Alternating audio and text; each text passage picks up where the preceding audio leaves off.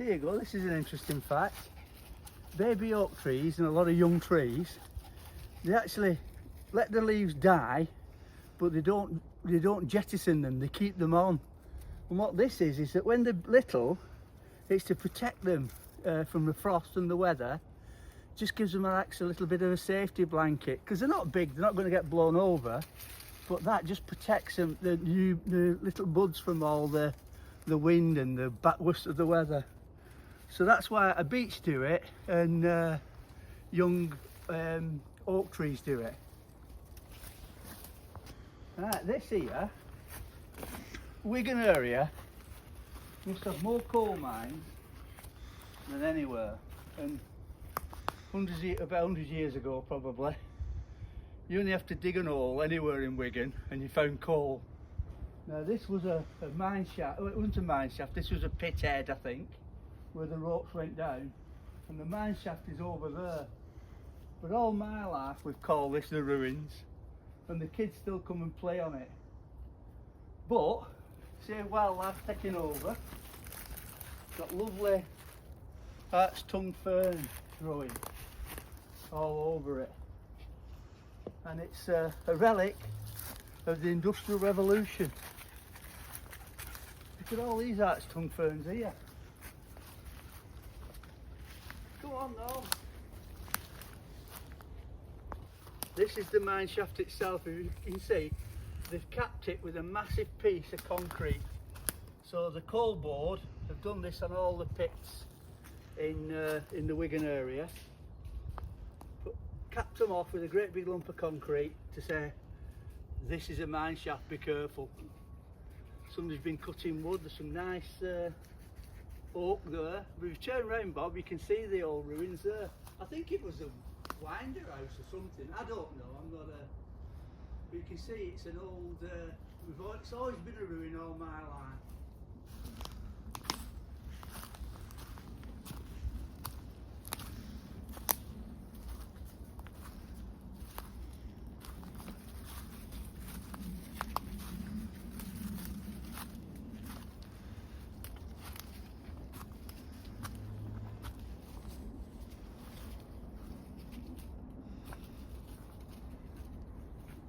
There used to be ginormous slag heaps around here, great big ones, and it was all the slag, all the waste that came out the coal mines, and they were massive, great for playing on in the 70s when you were a kid. But the pressure of the heat going down, they quite often combusted and started burning, and about 20 years ago we had a lot of them starting to burn and put smoke everywhere, so they had to come and knock them all down and flatten them. But look at the lump of steel there sticking out of that. They did stuff proper in old days. It's still here, it's been neglected all these years and it's still here. Oh, look what I found. A bike seat. Probably one of mine when I was a kid.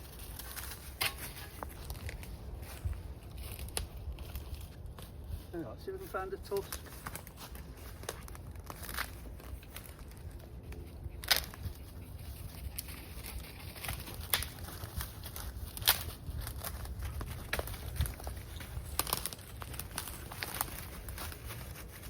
Just walking along there then. Looks like an elephant's head. But I think Norman, for some reason, wants this stick. It's an elephant's tusk, Norman. You're not having it. Go on, go and get it.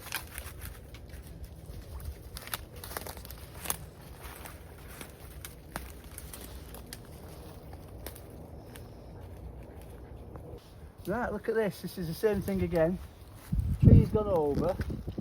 Yet the willow's saying, okay, terminal buds now has gone that way. So it's woke up all these auxiliary buds all the way up the stem, because there's an hole in the canopy and it's going to fill it. So it's not bothered it's fallen over, it's carrying on growing. But willow is what you make baskets out of. So you could make like a foraging basket, any kind of wicker basket you can make out of willow, and this would be all right for that, because it's just common goat willow. Oh, here we go, look at this, Bob, just under my feet. Another polypore, and again I'll put the name of that underneath. I think it's lumpy polypore, but again, I'm not a mycologist, and Norman wants to eat the stick. You're not having it, Norman. Here's another escapee. This has been thrown into someone's garden. This is the privet that you see, you know, the perfectly manicured privet edges. This is what it grows into. This is what it would look like in the wild. I think it's called Ligustrum ovalifolium. I think it originated in Japan. It's got some fruit on it. It does flower. The flowers smell. I love the smell. Some people don't. But what's good about privet, I could saw that off now and shape it and get it back into an edge.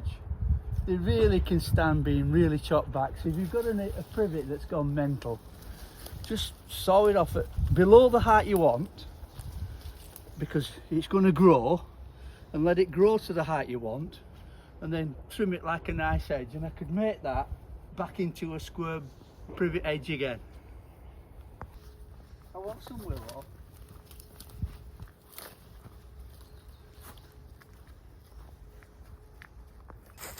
Here's what's left of a great big fungus that's going back, and this,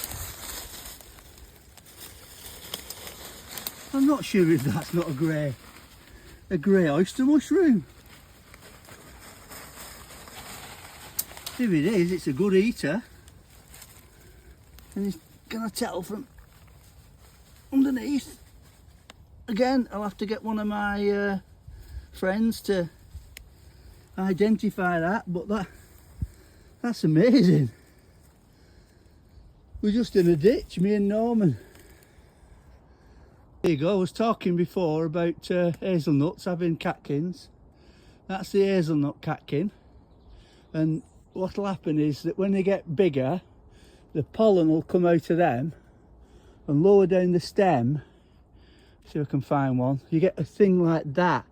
Looks like a little bud, maybe that one as well, a fat bud. Hang on, I can't video on that fat bud there, or that fat bud there. And that's the little red flower that opens, and the pollen from this pollinates it, and that's where you get your hazelnuts. But I can't believe I found that.